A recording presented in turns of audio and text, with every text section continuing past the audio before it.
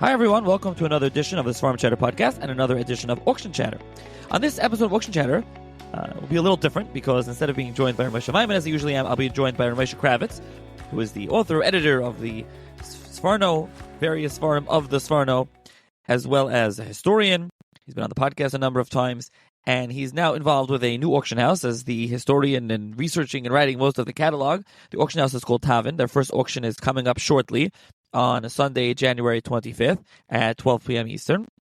And so this episode is sponsored by Tavin. So we'll talk a little bit about the auction house and how Moshe came to be involved with it, and then do the general thing we do at AuctionChatter, running through some of these lots, some of these very interesting lots, and that Moshe here researched himself. So thank you, Moshe, for joining me. Thank you, Nach. It's great to be with you again. So tell the listener a little bit about this new auction house, Tavin. Whose auction house is it, and how you came to be involved with it? All right. So it was about a half a year ago. Reb Jolovsky comes up to me and gives me a box of Sforim, and he asked me to try to go through it and see if it's worth anything. And most of the Sforim didn't look like they were worth too much, but then I discovered all kinds of different signatures, stamps, or just some scribbles that turned out to be very interesting stuff. So eventually he decided to open his auction house, and he took me as a researcher to try to do the research work. Most of the items go through my hands, not all of them. Not all of the items need any research. Some of them are just regular items of any auction. The stuff that goes very easily, like the Slavita and those type of stuff. But anything beyond that usually goes through my hands to try to find the history behind the storm. What was that like, researching and writing things up for a catalog? Because, like I mentioned, you're a historian. You've done real historical work, but this is a little different. First of all, it's much more alive. It's you have the people in front of you. It's a different view. It's not documents. It's real life. What's very surprising is that you would have thought that most of the names of Sforim, you're speaking about Sforim that are 300, 400, 500 years old, how many of the names would we really know? Even if you're speaking about Rabbonim, there were so many Rabbonim. But the truth is that at the time, regular Poshta Yid didn't have any Sforim. If he had any, he had a few Gemaras. So, and especially when you're speaking about old Sforim that went through many hands, so there's a lot of chances to find that you can actually discover something, and just sometimes you recognize the name right away. Sometimes you understand from what he writes, you understand who it is, and suddenly you have this like, wow.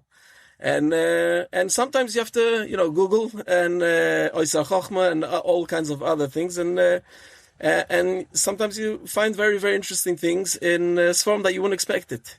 And sometimes it's not even the scribbling, it's just the sefer is not known, even though it's been sold and resold, but no one has ever bothered really reading the sefer. And sometimes there's really incredible stuff in it, in the introduction, sometimes in the sefer itself.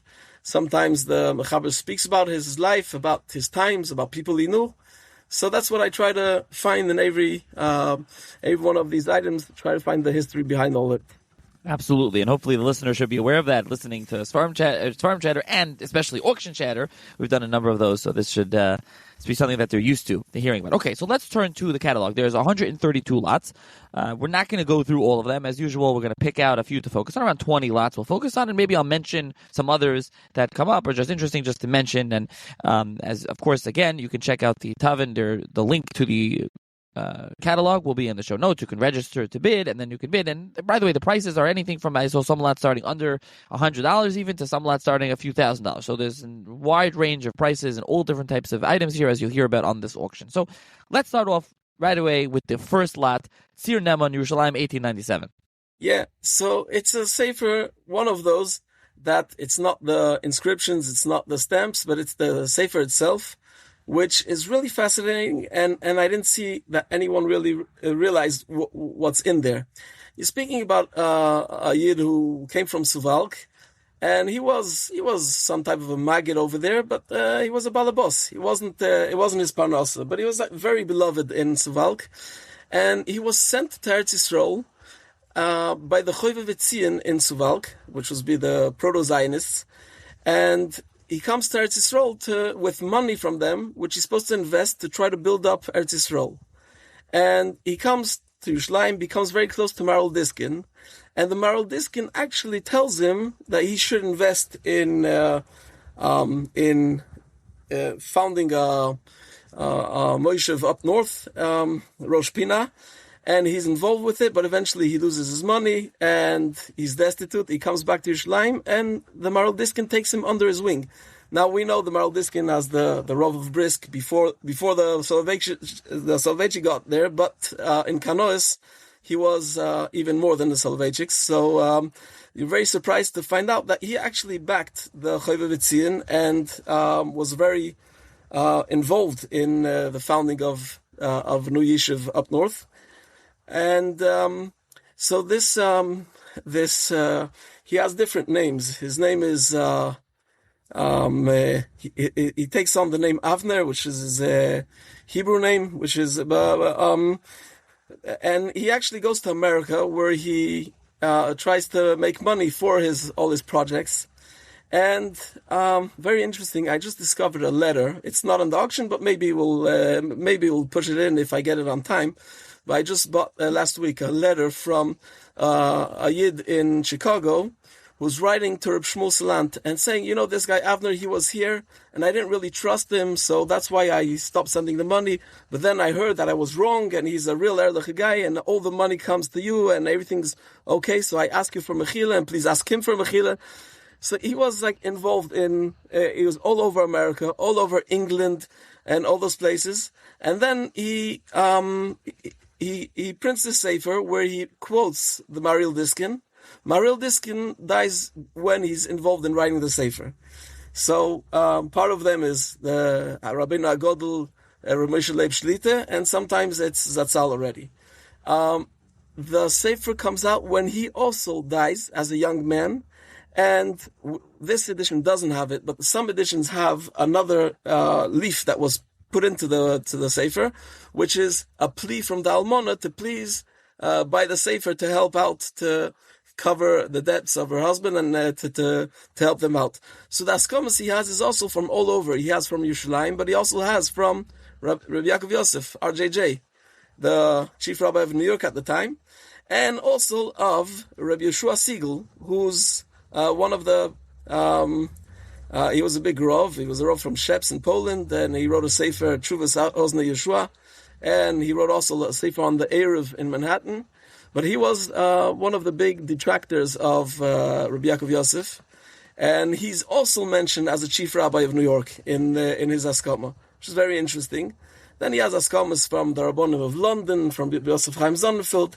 So it's, there's a whole history, and when you go to the back of the sefer, you have the list of the people who gave advanced payment for the sefer, and it's a huge list from the 1890s in the United States. So you have from Bronxville, Baltimore, Boston, Detroit, Washington, London, Manchester, Nashville, Tennessee, Cincinnati, St. Louis, Savannah, Pittsburgh, Philadelphia, Paris, Cairo, in Egypt. Now in Egypt, it happens to be all the names mentioned are all Ashkenazim, and it starts with the name of the Rav, Mendel Akoyen, who's Rabbi Mendel Akoyen was the Rav of the Ashkenazi community in Cairo. And actually, he has New York and Brooklyn as two different cities, because it was only a year later that Brooklyn became part of New York. So it's you have hundreds and hundreds of names of from the different communities across the world, and especially in America of the time. Has a color title page as well, and as of when we're recording this, the starting price is $100. So that's one of those items, starts low, fascinating item with a lot of historical import. Now, there's a number of other items, a few lots of different svarim from the press in Israel, from the back press and others. You can check those out. Let's turn to lot 15, 16, and 17. I know you want to discuss together. And those are three lots where they're kind of related. The first one, lot 15, is the Kafachayim gave the Sefer two of the volumes, first editions, inscribed by the Kafachayim. And then there's lot 16 and 17, different svarim. These are svarim given by Dalim to a certain Rabbi Kirschenbaum. Who is this, and what's the story with these svarim? So this Rabbi Kirschenbaum he's a fascinating fellow. He was a very young Rav in Poland. He started the year he got married. He started putting out a Kravetz called Degel Hatzirim, That was supposed to be to take together Shtiklach Torah from the Yeshiva Bochum over Poland. It's like try to organize the Yeshiva Bochum around. Give somewhere for the Iluyim, for the those who know how to write up the Chidushim. They got Tzirim, and then he went on and put out this Degel Rabbonim, which is really Shtiklach Torah from the Gdei Ador. You have the biggest of the big. He's getting letters from the Rogachover, from Reb Chaim Oizer, from Rebbe Klatskin, who we're going to speak about now. Now, he was also in Eretz Yisrael because he became involved as an Askin, and he was a Rav of a small town in Poland, but he was very prominent in the Askonis, and that's why he came to Eretz Yisrael for a while, but then he goes back to Poland, and he's killed in the war. So the Kaf HaChaim, it's not inscribed by the Kaf HaChaim, it's inscribed by he himself, who writes that I got these two volumes from the Mechaber, from the Kaf HaChaim. The Lot 16 is the first edition of the Degel Rabbonim, which means the first pamphlet of the Degel Rabbonim, which he put out, and it includes, he sent it to Rebbe Klatskin. Now Rebbe Klatskin, Nachi, you probably know more about him than I do. He's this real fascinating figure. He was a Rav of Lublin, and he was very famous for his memory. There's a lot of stories. I don't know which ones are true, which ones aren't. But the stories they say is like he was once sitting at a park bench and he heard two fellows speaking next to him in French. So he just sat there for a while, and when they got up and left, he went straight to the police station and asked them to bring a French speaker, because he wants to tell them over the conversation that he had heard but not understood. And eventually it did come out that they were two spies. And so he was very helpful for the... that's the type of stories they say about him. He was very beloved also. He was big into the Agunas after Second World War, and that's what we have. The Lot 18 is his Miluim, the Sefer Dvar Halacha. He put out a Sefer Dvar Halacha, which was about the Agunas from the First World War. And this is a copy which he himself gave to the Yeshiva Eitz Chaim. He was the Rav in Dublin, and he decided to go to Eretz Yisrael. And he had to run out of the city in the middle of the night because he was so beloved they wouldn't let him go. So this is the Degel Rabbonim. This Rabbi Kirschenbaum writes to the Rebbe Kratzkin. So he writes in two things. First of all, I asked you for Divrei Torah, and you didn't send me. It happens to be that there is a shtickle Torah from him in this Degel Rabbonim, but it sounds like it's just part of a letter which he had exchanged before without any plans of publishing it. And the Rabbi Kirschenbaum, wanted something especially that he wrote for the Kravetz. So he said, you didn't send me a shtickle Torah, and also you didn't send me your Sforim the new Sforim you put out, because Rabbi Kirschenbaum was involved in printing Sforim, in selling Sforim. Because on the second page of this Degel Rabbonim, right after the letter, this full letter that he wrote in to Rebbe Klatskin, he also writes, he prints a list of the Sforim that you could buy through him. So he's asking Rebbe Klatskin, why didn't you send your Sforim? And I want to advertise them and sell them here, and we could both make some good business. So it's very interesting how it goes on. The Lot 17 is the Sefer Oil Yaakov, that's from the Dubra Magid. And it's stamped in by Rebbe Klatskin. And what's interesting is the stamps are from when his father's still alive and when he's in his first rabbinate. It's like when he's in his 20s. So there are a few different stamps, which all mention his father's name as still alive. So that's really from his early years. So that's these four lots. Yeah, a couple of really interesting lots. Those few. I want to talk about lot 24. For a minute. Lot 24 is an interesting sefer. Pamonei Zav, it's a commentary on Tehillim. This is Rabbi David Katz. He's a Dayan. It was printed in Fjord in 1769. A couple of things. First of all, this is one of those like Segula Sfarim. I think people today like to find in Sfarim certain things that the Mechaber said and they turn it into a Segula. So this one I don't think is known, but he says he was sick, so that's why he printed the sefer. And he says, B'teach ani b'chesed elyoin mi sheyakar bo lishma sheyakar bo lishma yisayir atzmi liyir l'tshuva. Maybe that's why they don't want. It's not for a school. So if you read it, you'll have Yira and Tshuva. You'll be ma'ir if you read this sefer.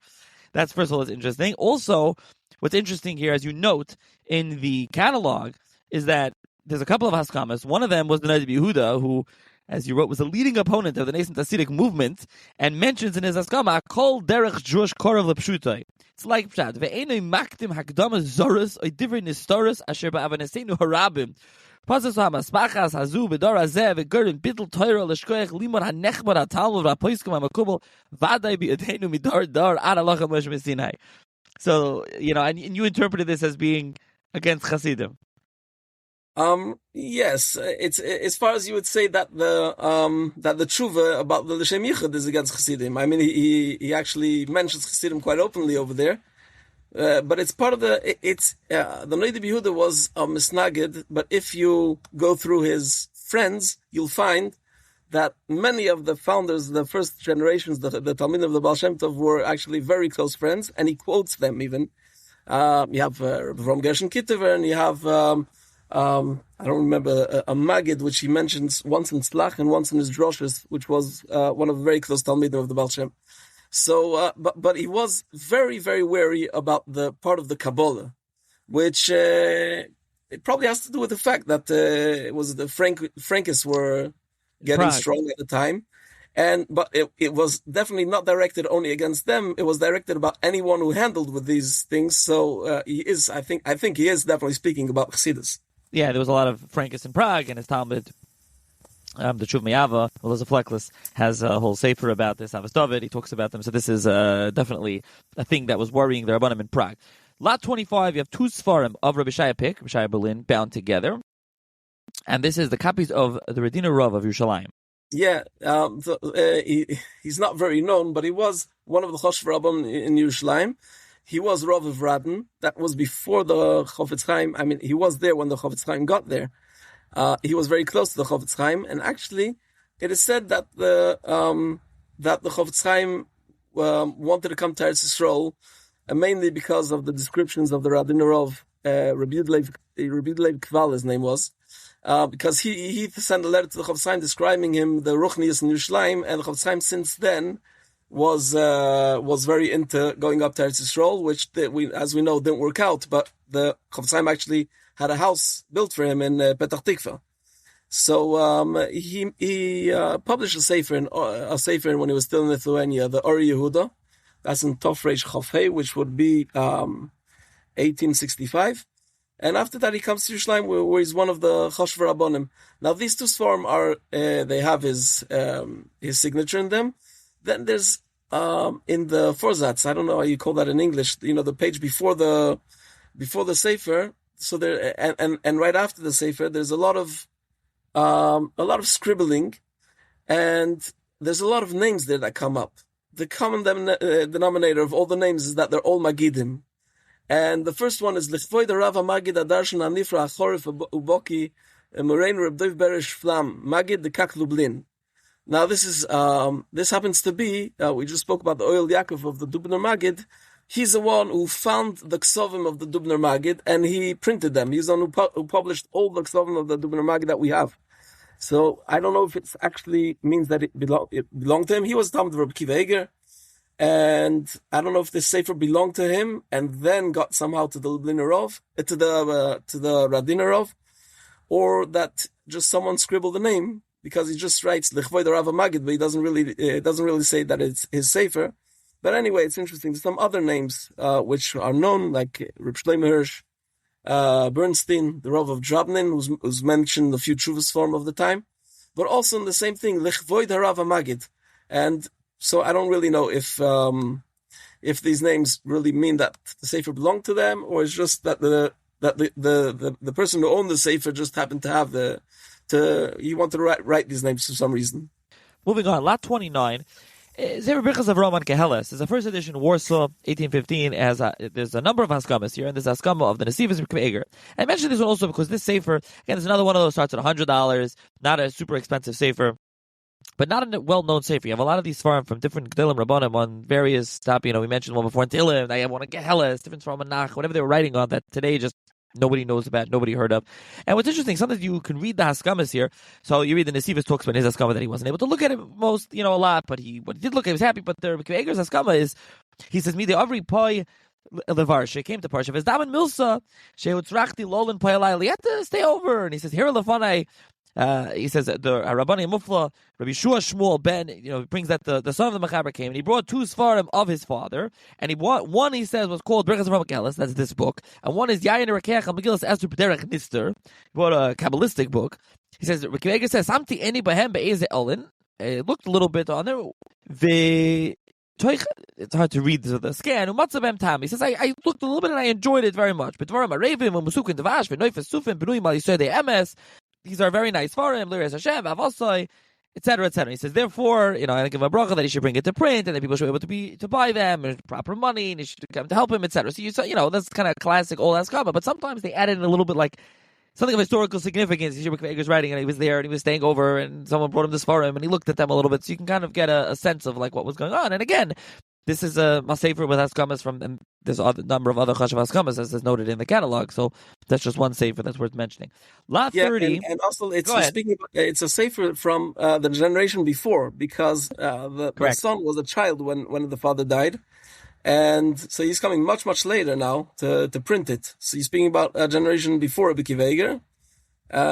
That's probably why they have Derech Eretz for him. He became a Maggid and Dayan in Sochachov, which was very later famous for the Avnei Lezer. Right. Yeah. So, that was before Chassidus got there.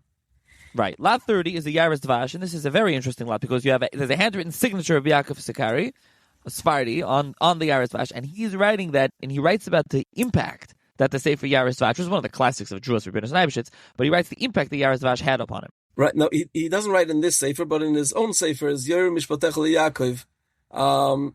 See, he was from Syria, from Damascus, and he came to Yerushalayim. He also spent some time in India, if I'm not mistaken.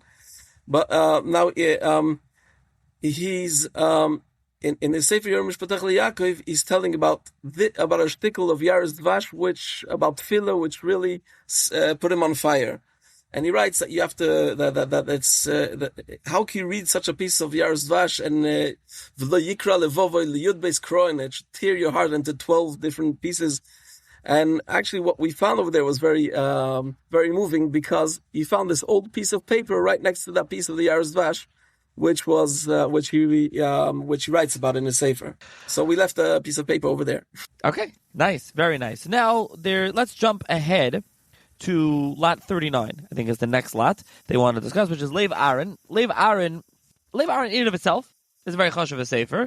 This is a sefer from the Carbon Aaron, who's well known as Sefer Torskanim, but he has Lev Aaron is a sefer on Yeshua and Shoftim. It's printed in Venice in 1609. What's fascinating about this is that this book was a copy of the Jewish community in Afghanistan. Right. So that was there's a few stamps which you see right on the first page about they belongs to the shul in Harat. Harat happens to be one of the very very chashuv communities in Afghanistan.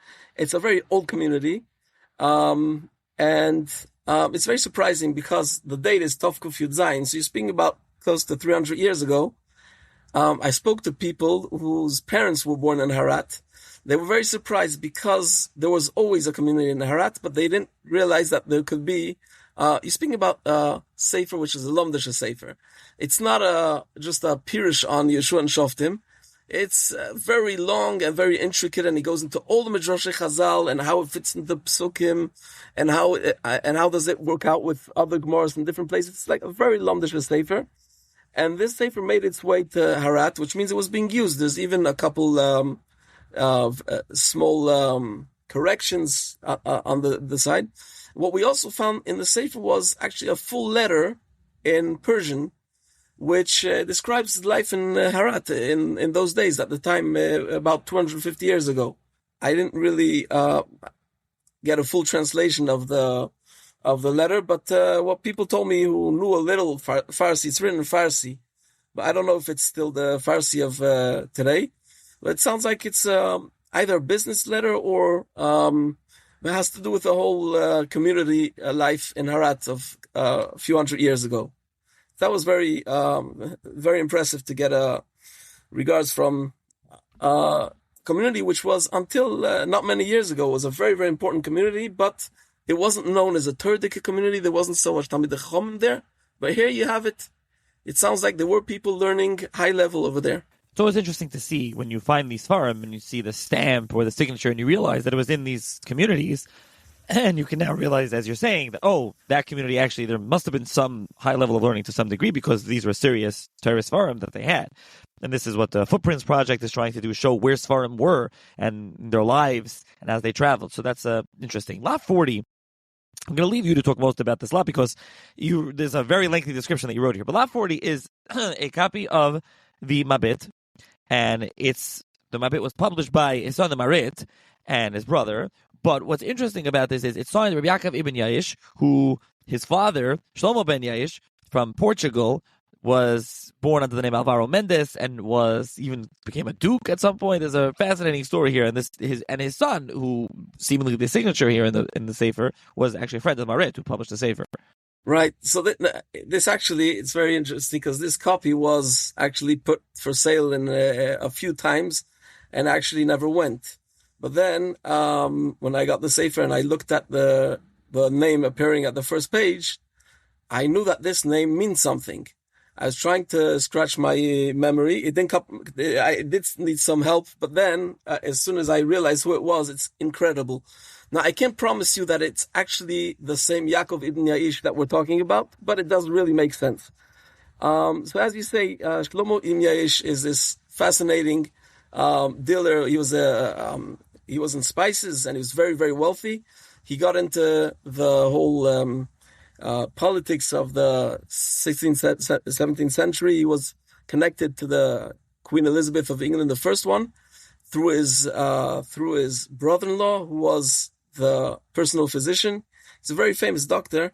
I don't remember right now the name, but there's a podcast of Rabbi Aubrey Hirsch, just gave a whole podcast about this physician and his life. Really a fascinating figure. And so Shlomo ibn Yaish, his name wasn't that. His name was Alvaro Mendes, his name was. He was Marano. That means he was actually a crypto-Jew living, I don't know even if he was actually living as a Jew at all. But through his connections with Turkey, etc., he eventually moved to Turkey and came back to Judaism. And he took back the name Shlomo ibn Yaish. And there was a family of Rabbonim ibn Yaish who lived in Turkey. They had come already from the expulsion in 1492, so they probably are the ones who draw him to Yiddishkeit. The Chidah has some fascinating stories about him in his Kan Tzipor, how that he was very wealthy and didn't really know how to behave as a Jew. So he got into trouble with the Rav, and the Rav punished him. And he, even though he was so important, so wealthy, so powerful, he just accepted it and asked the Rav, okay, I got my penance, but I still want to give tzedakah. How much should I give? And he tells him, no, you don't have to give tzedakah because I know you give enough. Now he tells us that I know you give enough. What does that mean? The Mishnah, the Lechem Mishnah in his Chuvas, Lechem Rov, right? In his Chuvas, he writes about a question that arose about someone who died in Salonika, leaving over a big fortune. And the question was like this. He left half of his fortune for the yeshivas in Salonika and another half for the yeshivas in Tzfas. Now, the money was already given to the yeshivas in Salonika, but then the person who had left this will, his brother-in-law, who happened to be a Rosh Yeshiva in Salonika, he went bankrupt because he was also wealthy and sponsoring his own yeshiva. And they knew that the two brothers-in-law were very close, and that if he had known that his brother-in-law would need the money, he definitely would have given it to him and not to Tzfas. But and one of the issues that they wrote over there is that Tzfas do not need any money because they're completely financed by Shlomo ibn Yaish. So that's what we're talking about. His tzedakah that he was giving, and he has a letter which he writes to his brother-in-law, the physician of the Queen Elizabeth, where he writes that, I sent my son Yaakov to Eretz Yisrael to take care of the business, because he, following Don Yosef Nasi and Dona Grazia, which were just like 50 years before him, they had started building up Tveria, and then the Sultan changed and he didn't allow them to continue. Then he got back the same position. He was also made a duke, just as Don Yosef Nasi had been Duke of Naxos. He was also made a duke, and he also got permission to rebuild Tveria. And he sent his son Yaakov to take care of it. So he tells him, I sent him there. He's spending my money like crazy, not on the right things. He's giving it out right, left, and center, and he's not taking care of our business. But he just went into the Beis Medrash, and he doesn't stop learning, and he has a pure neshama. So what should I do about it? God bless him. So he's you see that he's very proud, but very disappointed about the business part of it. And eventually, this Rabbi Yaakov Ibn Yaish becomes a Talmud Chacham, and the Marit, who's the son of the Mabit, the one who gave out the Sefer, he asks a shaila about a Mishnah in a Holis, which has to do with mathematics, with the geometry. So it sounds like he writes to him, "You're the only person who could answer me this question," and that's probably because this Yaakov Ibn Yaish probably had an education in mathematics, and he gives him really a very extensive tshuva, really using all kinds of things that I don't understand because I never got a good mark in maths. So, and it sounds like that this is the Yaakov Ibn Yaish who signed on this sefer, which was, once again, it's the Tshuvas Mabit, which was printed by the Maharit, who was the son of the Mabit, but he was a son who was only 13 when his father died. So he was printing it 50 years later. And it has this name of Yaakov Ibn Yaish, who's the name that we find in the Tshuvas Maharit about this math question, and that's the son of the famous Shlomo Ibn Yaish, and Shlomo, who's complaining about his son who just loves learning and not taking care of the business. It's really a fascinating item. Fascinating. And as you say, it's important to point out when it comes to auctions that, you can't say 100% that this is the signature of this individual, because this is what happens when you have signatures. You can never know definitively whether that's who wrote these hagoyes or that's whose signature it is. Again, there's certain rayas sometimes you could bring from handwriting and the contents and things like that, but you can never know 100% usually. So let's turn to lot. I want to mention a couple of lots. Lot 42 is Mekores Gedolos in Venice, 1608. That's a full set in 4 volumes by the Juan de Gara. His press in a large format that starts at $3,800. So that's one of the more expensive items. You have a full set of the Pachad Yitzchak, first edition, 11 volumes. And by the way, Pachad Yitzchak, some of them were printed by his lifetime, and some were printed much later. So that's a full set of that. Lot 44, you have the first edition of the Mikra Kodesh of Samiga on Yom Tovim. It's printed in Venice, 1586. And, interestingly, you're right here that it's also like a school. I don't know if he meant it as that. Yosef Samiga was a very important Talmud Chacham in the 16th century. He was Greek, and he made the move to Italy. And he does right here. I'll read what he says. He says, Yan hi akriya, this reading, Valima, the reading of this book and learning it, Haroy umutal al kol amon Yisrael likor b'Shabbosos ubefrat b'Yom Tov. You should learn Shabbos and Yom Tov. Hamukudashim kanizkar ubekarbem. When you read it, Yiska v'Yitka v'Yichna v'Yuta b'Liboy Avasa v'Yira. So you'll have Avan Yira. V'Yavoy al Amaisa v'Yiska Gamkin v'Zoicha l'Mitzvahs Talmud Torah. You'll be Zoicha l'Mitzvahs Talmud Torah. I mean, you're learning Torah. V'Yale alav, and it'll be on you k'ilu oisik b'Torah kol hashana kula, as if you learned the whole year. Kimene yomim hatovim hamukudashim nishpoim u'misparchim kol yomos hashana. So either he means like a school, or he means more like, practically speaking, when you learn on Shabbos and Yom Tov, it's as if you learn the whole year. It's an important thing to learn on Shabbos and Yom Tov. So that's a business Amiga, lot 44. A couple of other interesting ones. Lot 46 is a Sefer Karam Shlomo. This is Sermons on the Torah. Shlomo Zalman Geiger, the Dayan of Frankfurt am Main, was printed in Hamburg in 1738. It's a nice Sefer. There's also a picture, though, in one point as like a old kind of a woodcut or printed picture by the press of a phoenix, which is nice. So this is lot 46. Lot 47. It has some interesting history about it. I don't know if it's about the Sefer itself, but I quoted Mordechai Horowitz, the Mate Levi, who in Rabboni Frankfurt, who writes that this Reb Shlomo Zalman Geiger was actually he had a great-grandson who had the same name as him, the Koheles Shloime, was also the same post. 4 generations later, he was also a Dayan in Frankfurt, and his younger brother was the infamous Abraham Geiger.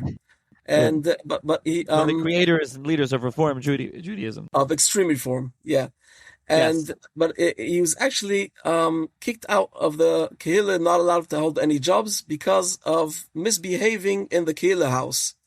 And now Rabbi Horowitz doesn't know what the story actually was and if it has to do with the Sefer or not. But that's something interesting tidbit. He was a dayan, he was a chashvarov, but he was kicked out of the anhol of the kehillah and not allowed into the kehillah house for a while because he misbehaved in the kehillah house, whatever that means. Yeah, so that one starts at, again, $100,000. I'm saying some of the starting prices, again, they might be more once this goes live, this episode, but I think it's important to give people like something to understand like what we're talking about. Lot 47, Aksava Kabbalah, Frankfurt am Main, 1880, the first edition, a complete first edition, Aksava Kabbalah. And you can look at the new edition, the Moshe Tzuriel, published by Masar of Cook. There were differences, Aksava Kabbalah. He himself, the Mechaber, changed the first and second editions, certain references to Shadal and other things. The introduction, remember, there were some things that were definitely changed in there. So this is the first edition of the Aksava Kabbalah. Lot 48 is a Torah Mitzvah, the Malbim on Vayikra, has all three title pages. And then Lot 49, which we can discuss, is Sefer Ala Yehuda.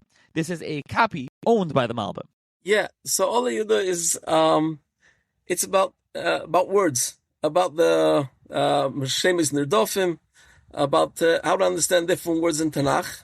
And it has the stamp of the Malbim when he's a Rov in Bucharest, in Romania. So what's interesting about it is the author of the Ala Yehuda was from Carpentras. That's in Provence. It's from the time of the Maimar Mordechai. That's really the last kufa of the Chacham in Provence, which is like a different kufa completely. Even his name is actually Yehuda Arya ben Tzvi Hirsch, which shows that he's Ashkenazi who came to Provence. So it's and it's printed in Yeslitz, which is it's probably the first book that was printed in that press. Now, what's interesting is that the Malbim, we know, is very into these Shemus Nirdofim. A lot of his Pirushim are built on these ideas, so it would really make sense that it's a sefer that he really used. It's not just he had it in his library, but it's probably actually used it seriously. Lot 50 is Akedah Yitzchak of the Yisrael Rama, which is interesting that the Akedah was such a classic. Whether you can speak to that, you're one that published on the Sforno, and I think you've shown in your Svarim. And as I recall, you yourself told me first you thought he was quoting that he was kind of the Sforno was coming from Barbanel. Then with Amar Agon, you saw he was really coming from the Akedah. So the Akedah was really a classic over the years, and this Akedah was owned by Reb Nachum Kover Rodna, the Rebbe of the Kravetz Chaim. Yeah. So the Akedah, as you say, it was really a classic. You're speaking about the Toldos Aaron on the Chumash, who gives the Mar Mekoimis of all the Midrashim and Gemaras that have to do with the Psukim. He also actually writes all the Prokim and Akedah Yitzchak. So you're speaking of a real classic. That's where he puts it. So this is the classic Preshburg Tofreish Tes, which was till recently that was the Akedah that everyone had. Was put out by Chaim Yosef Polak. Very interesting. There's a lot of German he writes in there, and I don't know how useful his Pirush is. For some reason, Nois Vader and the first edition they redid of the Akedah Yitzchak, they reprinted his Pirush, which I think was actually useless. They should have just taken parts of it, but that's what they did. But now what's special about this is the Akedah is not a rare sefer. This edition is great. You have quite a few of them around. But it has the stamp. All 5 volumes have the stamps from Reb Nachum Korodner, who was this tzaddik nister. Reb Nachum, there's a book about him, Toldos Menachem. He was like Reb Nosson Kamenetsky brought this Sefer Toldos Menachem as a proof that you can't just whitewash everything, and it's good to know that the Gdolim went through hard times before they became who they were. Because that's what Reb Nachum Korodner went through. Reb Nachum Kaplan, his name was. He grew up as an orphan, very brilliant, but he didn't really have Sitzfleisch, as they call it. He didn't like to sit and learn, and he was all over the place. He was part of a choir for a while, wandering choir, all kinds of things, until he, at a certain age, he just decided, no, I'm going into learning. He went into Volozhin and became one of the biggest masmidim, and later on he became this big tzaddik. He wouldn't even become a rov. He didn't want to take parnasa from the rabbonis. So he was the shamish of the shul. He would clean the shul, etc. And he was very famous as a gabbai tzedakah. And the Chavetz Chaim discovered him. And there's this famous story which was told over by Dayan Grossness, which he heard from in Reb Ber's Leibovitz's house from a Talmud of the Chavetz Chaim, Reb Shalom of Eishishok, who described how the Chavetz Chaim followed Reb Nochumke into a shul at night, and he hid until Reb Nochumke finished cleaning and locked the doors. And the Chavetz Chaim was hiding in the Ezras Noshim watching, and he actually saw a fire envelope Reb Nochumke as he was learning, probably a Sefer Kabbalah.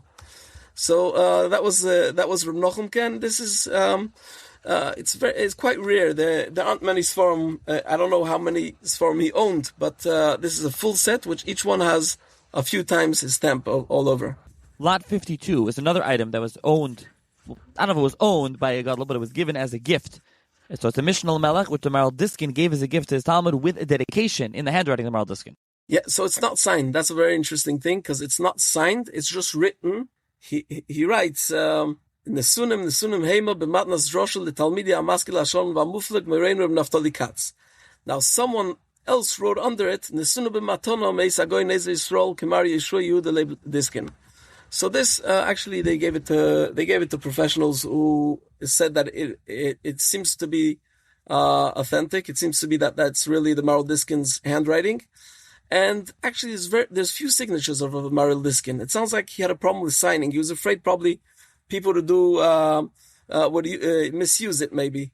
What's also what adds to the story here is that there's in one of the first pages of the Sefer, it says Shayich to someone called Yecheskel Milomje. Now, as we know, Maral Diskin and his father were both Rabbanim of the city of Lomje. So it follows that he would own this, and there is. All right, I wrote this. This is really now you're speaking about really something that we can't really prove. But there was a Talmud of Maral Diskin called Reb Note Tzvi Weiss, and he describes what the Maral Diskin knew by heart, which Sfarim he knew by heart. So he says Shas, Bavli Yerushalmi, Rashi, Tosfos, Rif, and Rosh, Teres Kehanim, Sifrei, Mechilta, Tosefta, Kol HaMidrashim, Zoyer, Rambam, Vekesef Mishneh, uMishneh Melech. So the Mishneh Melech is the only sefer written by Achron, which was part of the corpus of Sfarim, which he knew by heart. And this is really a gag al gag, but it does make sense. There's a sefer called Reb Shlomo Chelmer, written by Avram Brick on the Merkavas HaMishneh, Reb Shlomo Chelmer, and he writes over there that something that he had heard from someone who knew the Maral Diskin, and he tells him that when Maral Diskin came to Yerushalayim, he brought along with him Shas Bavli Yerushalmi, Rambam, Tur Shulchan Aruch, and Merkavas HaMishneh, Ki Omar Mi Sheyesh Lo Sefer Zeh Ein Zokuk LeSefer Achronim. So he's telling the story about this Merkavas HaMishneh. What's very funny over here is that the Maral Diskin never mentions the Merkavas HaMishneh, and it's hard to believe that he would say that it's such a basic sefer that once you have that, you don't need any Sefer Achronim. But it does make sense that it could be that it was mixed up between Merkavas HaMishneh and the Mishneh Melech, especially that we have this sefer was given in Yerushalayim, that it's given in the later years of Maral Diskin, and owned by someone in Lomje before that. So that could very well be that this sefer was actually one of those rare Sfarim that the Maral Diskin actually brought along with him. As you say, you never know who gave what or where it was from, so that's definitely interesting to see when you see these old Sfarim, and you can say, okay, maybe it came from here, maybe from here, and so on. Okay, let's go through some other Sfarim. Lot 60 is very interesting. Chai Olam. This is a polemical collection of a mayor learner of Altona in 1905. This was against cremation and cremating, and this was a controversy that was in the late 19th, early 20th centuries about cremation. I know today it's established that no one does, no Jewish people cremate, but at that time there were various Italian rabbanim, including the Rabbi of Rome, Vittorio Castiglione, and others that were, they held that you could and even should, and he got cremated. This was an old controversy. So here you see that this sefer is saying absolutely not. We don't, cremation is against Yiddishkeit, against halacha.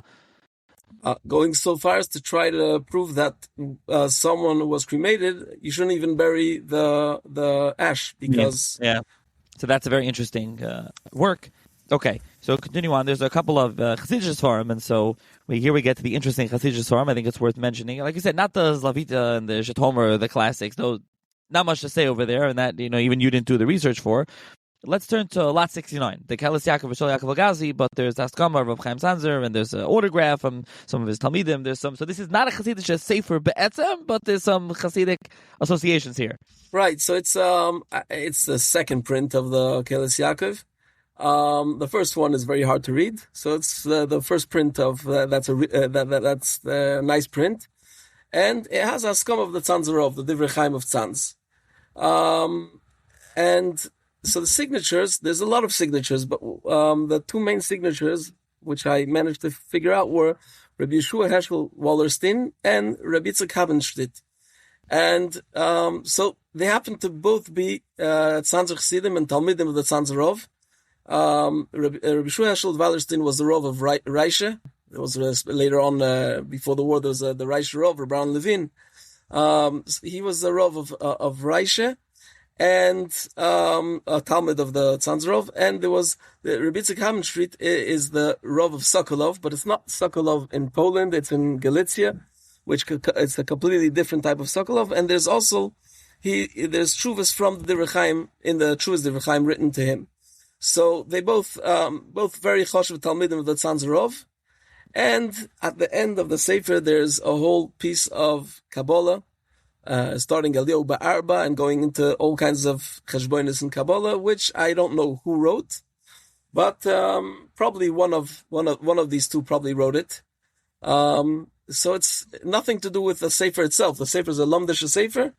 But the Askama is the Divrei Chaim and two Rabbonim, two Talmidim of Divrei Chaim who owned it. And this piece of Kabbalah, which I can't really say who wrote it, but it's interesting. Let's go right into the next lot, lot 70. Yeah, so this is Orach Chama from Rabbi Avram Azulai, the great-great-grandfather of the Chidah, which was printed from manuscript on the... at the bequest of the Shinovarov, that's the son of the Tzanzerov, and it has the Askama of the Tzanzerov who writes that my son took care of this printing, he's the one behind it. And there's other Choshev Askamas, the Yetiv Lev of Sigit, the forefather of the Satmarov, and Reb Shmuel Heller, the famous Rov of Tzfas for many years. A couple others that we can run through over here. I would speak about the lot 71, which the Sefer itself has nothing really special, but it's a Sefer HaMitzvahs with the Marganisya Tova. This has the classic, the Hasagas Ramban, because Esther, now Marganisya Tova, you have an Avery Frankel Sefer HaMitzvahs. But what's interesting was just the name. It says in it, Lashem Ortzum Lo Yashayach Li Akotten Avram Abele Ingber. Avram Abele Ingber happens to be a Talmud of the Shinovarov we just spoke about. And there's a very famous Chassidish Maisa which is told about how he became very wealthy. He was extremely wealthy. He sat alater valavoida. His wife would give out tzedakah and take care of the business. And he was a big Talmud Chacham. And there's a whole moifus of the Shinovarov on Purim. It's a long story. Whoever wants can read it over here in the catalog of how he became wealthy. So it's a story, you hear the story and you hear it, but you never put together like, oh, it's a real person, and here you have his own signature from Abel Ingber, and it happens to be he was also Lamechuten with Rabbi Yeshua Heschel Wallerstein, who we just spoke about, the Talmud of Tzanzerov, who was signed on the Keles Yaakov, because the Rav of Reisha after Rabbi Yeshua Heschel was his son, who was a son-in-law of this Rabbi Ingber. He was also mechuten with all the Tzanzer Rebbes of his time. So it's a very chashva person, and it's just like a signature that could have just, disappeared into this use, because really the Sefer is not so special, but when you know the person behind it, it's really becomes something interesting. That's why you need AuctionChatter to hear the discussion and, read the catalog. And this is what you talked about in the beginning when you got that box as far before this auction house Tavin started, which was you get a collection of books, especially if they're not so old. It's not like the book intrinsically has value. And you're like, okay, whatever. Is this worth keeping? Is it Seamus? And then you go through it and you're like, wait, look at this signature here. This is actually worth something. So, people even ask me, and I'm not an expert on antiques, and people ask me sometimes, they know I'm a farm guy, like, oh, here, send me a picture. Does it say for a value? Whatever. I'm like, well, in and of itself, no, but make sure you go through it completely and make sure there's no signature or marginal note or something that could make the sefer of value historically or even monetarily, because you have to look through it and you have to check it out. So lot 84 is the other variety. The sefer, there's some value here. Right now they're leading it of $200, but this is a Kravetz Talmidim as a nice new binding. The first printing in 1932. So here I have to think. I'm not really sure. We're going to take off the first printing because there was a reprint. There was a reprint that was done later on with just exactly the same words, and it says it's the first print with. But it could be that it's not the original. That someone told us there is such a thing, and we have to send it in to someone who knows how to check the paper, and he'll tell us if it's really the first print or not. Okay, so there you have it. So that's what mentioned. That's lot 84. Then I want to mention something, by the way. Lot 88. I don't know if you wrote the description or someone else did. Lot 88 says it's a full, but it says a magnificent, historically rich, spiritually charged first edition set of the fundamental works of the Chedush. What's a spiritually charged first edition? I guess that's probably something an AI translation from the Hebrew, which that's what I assumed. Yeah. Right. Yes. Yes. It's always interesting when you. Sorry to put you on the spot. You read the auctions, right? And you read the catalogs. I did go through it. I did go through it after the translation, but I must say that I probably did miss some other things also. Now, what happens to me is that you mentioned this Chiddush Harim. It's for me, it was a big Chiddush because my daughter-in-law happens to be descendant of there's a nephew of the Chiddush Harim whose signature appears on the Sefer. Moshe Aaron Rottenberg was the son of Rapincha Pilzer, was a very famous chassid in his time. He was like number one in the Chiddush Harim's time and after by the Sfasemis. So he's a great nephew of the Chiddush Harim, and his signature appears in the Sefer. So that was so my grandson is 8th generation descendant of him. Oh, so that's some personal connection there with you and you as a gerer. Listen, the translations happens all the time. Somehow it became that the translation of Goin became genius, right? Every auction has like the genius. It should just say the Goin. Goin does not mean genius. I don't know how it became that the word Goin means genius. That's not at the translation, but somehow it became, and everywhere the great genius, like in Goin in Hebrew makes sense, but like genius, I don't know. This is like how it is. Okay, lot 90. Which is a very interesting story. Again, this is there's a Garrett connection here to a copy of Emes Vamuna of Kotsk. Yeah, so this is for Garrett Chossid. This is very, very exciting because it's a sefer which belonged to the Beis Yisrael and has his signature. He usually didn't sign his form. This one has his handwritten signature, and it also has. It's very famous. The Beis Yisrael was very, very busy with Kotzker Rebbe. With his Torahs, he said over a lot of Vortim from the Kotzker Rebbe, and over here it's a sefer which is a collection of the Kotzker Rebbe's Torahs, and which belong to him. And there are little dots and lines on certain pieces that you want to remember. What's also interesting, especially if you're a chassid, that there are also hairs of his beard that stayed between the sefer because it's a sefer which he used a lot. So, this is a very, very, very special piece. Lot 92 is the Tzedla Derech, Warsaw, 1858, and there's a copy of the Chazan. So I want to talk about, you were telling me this story before we started recording. This is an absolutely fascinating story. Yeah, so first of all, we have another sefer also of this Mechaber, Moshe Wartman. He was called Moshe Kolchnitzer. He's not a Rebbe, he was a chassid of the Moglenitzer Rebbe. He came later on to Eretz Yisrael. He died in Yerushalayim, but he was big into Zikr Rabbim, so he wrote Sforim and printed them in pocket size, so people should be able to learn on the way. And that's what I did. That's why this sefer is called Seder Derech. He has Roimim Yisrael, which is to how proud you should be to be a Yid. He has all kinds of different Sforim, which are all printed in pocket size, and some of them have his name, some of them don't have his name.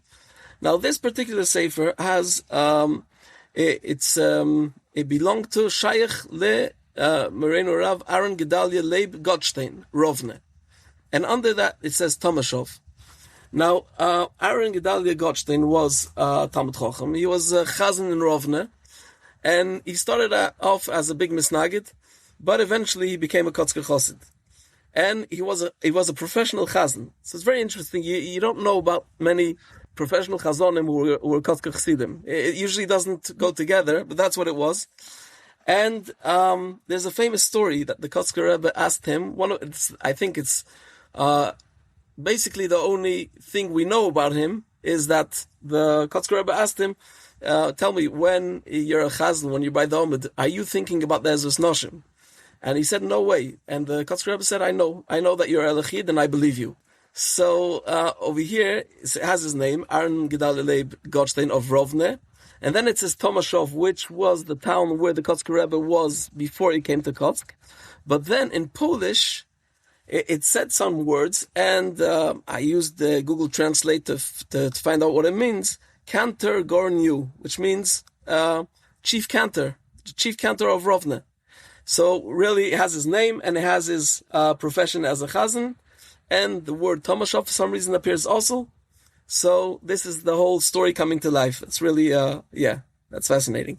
Yeah, and that is lot 92 with a start price of $300. Again, just mentioning, and there's so many more. You have a lot of Hasidic Svarim here with a connection to Hasidus. Again, whether they're Hasidic Sefer or there's a connection to Hasidus in some way. And they're not. And what I mean by that is not all the classic. A lot of auction today is just Slavita and Shetom or whatever makes money. Those are kind of the boring ones. There's a lot more interesting ones here. I don't know if there's any others that we're skipping that you wanted to mention, but there are some other ones here as well. And lot 100 is a very interesting story. Tanya with Slonim. I know this is something you also want to talk about. Yeah. So Ramotel Slonimer. He became Rebbe of Slonim, even though he didn't accept it, but he was basically forced into it. It was after the Rebbe was killed in the Holocaust. And he was a very, very famous Talmud Chochem. He was like a Goin and a big masmid. But this Sefer, it's his Tanya from the Alter Rebbe of Chabad. And it has two notes that he wrote on the Tanya, which happened to be part of a much larger machloikis between Slonim and Chabad regarding learning hidden Torah, because Slonim are not into learning the Torah Sanister. Chabad is completely based on learning Torah Sanister, and his 2 hours happen to have to do with this. He's trying to give the other side. It's a machloikis which goes back 200 years already to the time of the Balatanya with Reb Rom Kalisker, who was the one of the heads of the Chassidim who came to Eretz Yisrael, whose Slonim were they always identified with Rom Kalisker, and he had a machlokes with the Balatanya regarding if Chassidus has to do with Soidis or not. And over here you see it 150 years later, which is the Ramotel Slonim in his Tanya. So he's learning Tanya, but he still has to make a point that we don't really hold of this. Very interesting. Lot 102 is a sefer of the chief rabbi of St. Petersburg, printed under the Soviets in 1923. And this copy has the author's own corrections and notes. I think we're later on incorporating into another edition. Right. Reb David Tevelik Katzenbogen, he was a genius. A genius not only as a goin, but really a genius at I think when he was 15, he was already involved in writing a Pirush on Yerushalmi. And he became a Rav when he was in his 20s. So he was a Rav in Lithuania, and then he became the main Rav. I don't know if it's called Chief Rabbi. He was like the Rav of the main shul in St. Petersburg. And he's there at the Bolshevik Revolution, and he stays a Rav over there. So he's under tremendous pressure. They're trying to pressure him and the Rav of Moscow, the Rav Maza, to write a letter and declare that there's no persecution against religion in the USSR, and they refuse. So they really go through some very, very hard times. So he does whatever he can to keep everything going. But then sounds like he settles into his writings for him, because there's not much he could do beyond that. But it's still fascinating because 1923, you're 7 years after the revolution, and he's printing a sefer using the press is called the red agitator, like the communist press, to print this sefer. It's a sefer on Yevomis. It's a Lomdesha sefer aladaf. And 4 years later, he writes another sefer. He puts out his droshes, Eile Divrei David. And so there were some notes on this copy which I was given to check. There were some notes and corrections. So it's a type of notes and corrections that you would think that the person who write them would be the author. but I couldn't be sure of that. But then I just checked up my Yotzar Chochmeh and found out that it was reprinted after the war because most of the copies were lost because it was printed in Russia under the revolution. So not many copies made their way to outside Russia. So they reprinted it, and they write that they used the copy of the Mechaber, and they added and corrected whatever he wrote. So I checked, and that's exactly the things that they corrected. They appear there. And then I found some other letters, manuscripts of his, and it's 100%. It's his handwriting. So this is a sefer which was written under the terrible conditions, printed, published in those years, with which he himself had went through again and noted. Lot 105, Priyetz Chaim from Kravetz, but there's some handwritten notes. You don't know who it's from, and one of the things that's discussed in those handwritten notes is Gilui Elio. Yeah. So about this, first I'll tell you the truth that when we put it online, the first day we put it online, actually we didn't know who it was. I mean, we thought we knew who it was because it had some kind of signature, Aaron Leib, and since I figured out where the person was from, in which years he lived, etc. So we had an Aaron Leib who fit the description. So I just wrote that it might be this Reb Aaron Leib of Lublin. But then someone very nicely told us that Aaron Leib is, when it appears under the stamp of the censor, was a Jewish censor who used to sign his name under the stamp. It's something I couldn't find any information about it, but he did. He sent me some copies of others from which have that. It's always, this Aaron Leib always appears right under the censor stamp. So so it's Priyetz Chaim from Reb Chaim Vital. It's officially it's a second edition, but it's really the first edition. It was printed in Kars 3 years after the first edition, but there's Askama from Reb Chaim Tzanzer, and now we're not speaking about the Divrei Chaim, we're speaking about the Reb Chaim Tzanzer of the Kloizen Brod, who was a big misnaged of the Baal Shem Tov. He was a close friend of the Noida B'Yehuda. Noida B'Yehuda's son writes that they learned Kabbalah together. He was like the big mekubal of the brother Kloiz. And he writes in the Haskama that the first edition was printed by mistake. What he means by mistake is that the first edition was from Reb Nosson Shapira's edition, and this is from Remeir Poppers, and Remeir Poppers is much more correct, and so he sees this as the first real edition. And so this is, all right, Priyetz Chaim, first edition in Koretz, is a Choshev Sefer in itself. But I was caught by these scribblings all over the pages at the front and at the back. And it looked like no one took it seriously until then, because it sounds like the person who wrote it had a certain dyslexia, which means that he mixes up letters. So it makes it look like it was written by a child, and it's just scribbles, which is really not true, because it's only this, like, something that you have in the mind that you mix up letters, but actually the person who wrote happened to be a Rebbe, and he's writing, this is really fascinating, because he's writing about he starts off with a Gilui Elio he had in Tov Reish Chof, and Elio Novi explains to him why he doesn't have too many Hasidim, and then he goes on and he writes one word after another, which are full of real Chassidish ideas and Pirushim on Psukim, with like Lashem HaYeshua Al Amcho Birchosech Hasela. The Yeshua will come from the Eibishter, but how will it come? If Al Amcho Birchosech Hasela, if the Klal Yisrael are mevorach each other, you have to bench each other and wish each other good, then Hashem will give his bracha, will give his Yeshua. All kinds of one after another. But then at the last page is a full-blown shmuz about learning Kabbalah even though you don't understand it.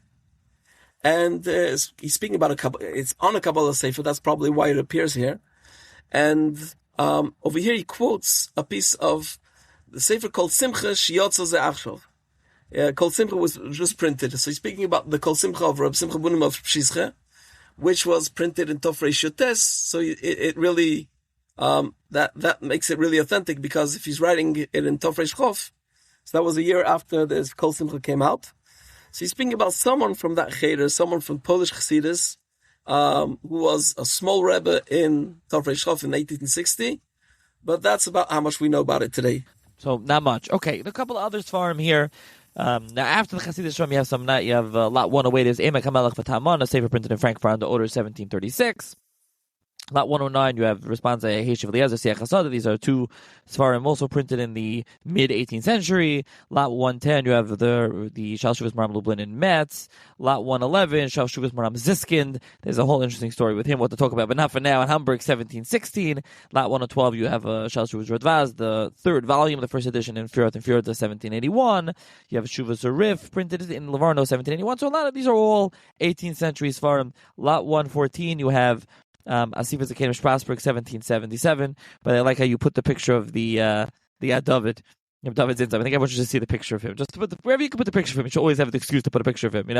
Yes, that's why we put it in. Even though we didn't have a Yad David to put in, we wanted to put that also. But yes, I'm very busy as a French. I grew up in France, and I'm very busy with the Yad David. So this was put out by his brother-in-law, who also has a nice picture. He looks like George Washington, actually.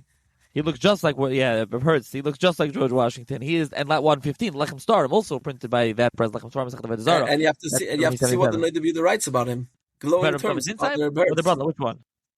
About Roberts. Yeah, I mean about both. And then Reb David's inside. There's Hesped from the Chassam Sofer. Yeah, talk about Nebi Yehuda talks about them. I mean, these were very big people. Lot 116, Yam Shlomo, Berlin, 1766 on Kedushin. Okay, let's talk about Lot 118, Kisvei HaKodesh. What's going on over here? There's a bunch of different stuff going on with this lot. So, Avram Mendel Moore, he was a maskil. He's like the maskilim of Galicia, who were from Yidden, but he was close to the Maratz Chayes. And so this is actually to teach people how to learn, how to know Lashon HaKodesh. So it's all kinds of examples of different letters when you want to write such a letter. So you have the letter in German and in Hebrew letters and in Hebrew. How to write nice letters, how different shtoras, different things that you should write.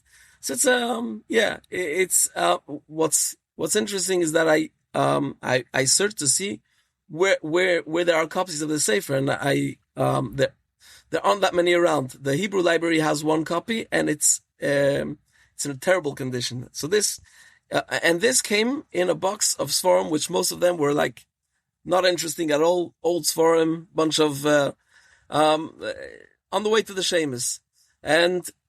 So this is one like just almost it was almost thrown out, and then you see that's really very rare. It's a sefer that's you don't find it. He wrote other books on geography, on history, different.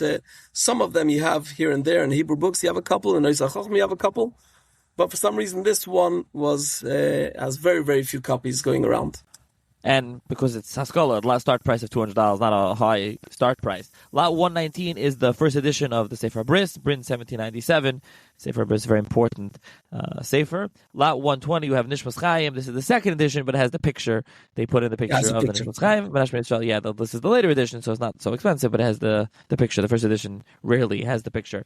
Lot 122, you have 14 issues of Chai Musar, of Navardik. Lot. Let's see what else is here too worth mentioning. I mean, there's a couple of other interesting things here at the end, but Lot 127 is Harugas Habayis and Drashas on the Torah of Chust, and then I think Lot 129, which mentioned Darkei Tshuva and Yeridea by the Minkatcher. It's not the whole thing; it's part of it, most of it, and then we can jump, I think, to the last lot, which is another Haskalah related one. Lot 132 is a very interesting lot. Yes, definitely. So this is also from 1840. It's Masois Rabbi Yomin. It's a critical edition of the itinerary of Rabbi Benjamin of Tudela, printed in Berlin, I think, by A. Asher. Now, what's very special? First of all, this edition itself is quite. It's definitely the best edition you have from Masos Rabbi Yomin. It's 2 volumes. One volume has the the Sefer itself, where that's the travels of Rabbi Yonah of Tudela, who lived in time of Rishonim, time of the Ravid, and he traveled through the Jewish world, and he tells about his travels. Very, very important text. So it has an English translation with an introduction, and then the second volume is these long dissertations about different elements of the history of then, etc., the geography, written by Kravetz and by someone called Schmeier, or his German name, I don't know how to pronounce it, but it's a translation of Schmeier Lebrecht. His family name was Lebrecht, and so this happens to be the copy which he owned. This Lebrecht owned it, and the first volume has it's a copy which is made to write notes, which means that every second page is a blank page, and it's full of hundreds and hundreds, maybe even more than that, of lengthy, very, very learned notes, but they're all in German, which in handwriting I definitely don't understand. And when I realized that you're speaking about the guy who actually wrote one of the major parts of the second volume, so it's a very, very important finding, and it's really a lot of information, a lot of this person himself, this Fürchtegott Lebrecht. So he starts off as a Talmud of the Chassam Sofer in Prishburg, and then he goes on. I don't know exactly what his level of Shmir Torah mitzvahs was, but then he goes to Halle, and becomes an academic, and he's involved in the really the beginnings of the Wissenschaft das Judentum in Germany. He's connected to all the big shots over there, though he's not as famous as any one of them. But over here, so you have his German notes on the Rabbi Yonah of Tudela. Yeah, Rabbi Yonah of Tudela. Hopefully at some point I'll do a podcast. It's the plan, but definitely is a fascinating work. You said this is one of the good editions. There hasn't been an edition done in a while. I don't think you have the Adler edition that was done with Hebrew and English many years ago, and then it was reprinted. But it's been many years since a real scholarly edition of Masas Binyamin came out. Still, super important work. So that is the catalog, 132 lots. Obviously, we didn't discuss this, a number of other lots, but I think, as I mentioned, some of the starting prices, there are some things, again, start under $100, $200, and then there's things that are $1,000, $2,000, $3,000. You have a wide range of prices, a wide range of interests, all different types of things. The catalog is a pleasure. Moshe, I commend you. Very interesting stuff to read through the catalog and read through the history. Hopefully you gave a snippet here of some just fascinating and not well known. It's not, the usual, a lot of auctions, which are great. I enjoy going through them, and I enjoy discussing them on the podcast. But some of them are just, more of the regular old classical form. This is a lot of different things, and I think it's you can learn a lot reading this catalog, checking it out, and also listening to the podcast. Again, there'll be a link in the show notes you can check out. You can register to bid at this auction, and you can also read the catalog and check it out. The auction, again, is Sunday, January 25th at 12 p.m. Eastern. I will, again, link that in the show notes. You should check it out. And thank you, Moshe, once again for joining me to discuss the Tavin Auction 1 catalog. Thank you very much for having me, and we hope that this one is going to be a success. As you say, we invested a lot in having a nice catalog, very colorful one, different types, but trying to discover as much of the history as we can, and we hope that it's going to be a first, and we'll be able to carry on.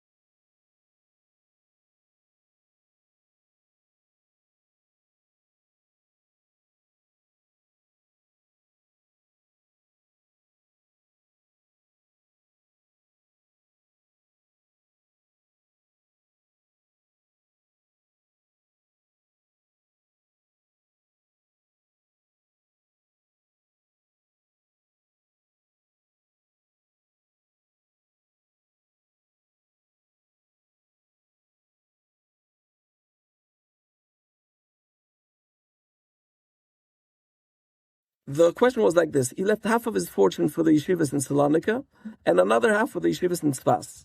Now, the money was already given to the yeshivas in Salonika, but then the person who had left this will, his brother-in-law, who happened to be a Rosh Yeshiva in Salonika, he went bankrupt because he was also wealthy and sponsoring his own yeshiva.